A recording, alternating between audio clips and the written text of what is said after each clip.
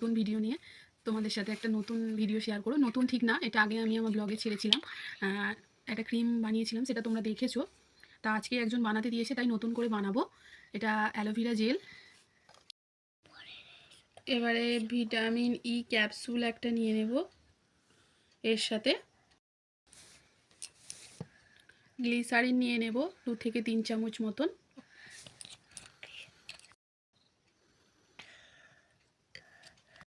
তোমরা যদি কেউ ইউজ করে থাকো বাড়িতে, তাহলে এতে দিতে পারো, 2-3 ফোঁটা দিতে পারো, কিন্তু না থাকলে এটা স্কিপও করতে পারো।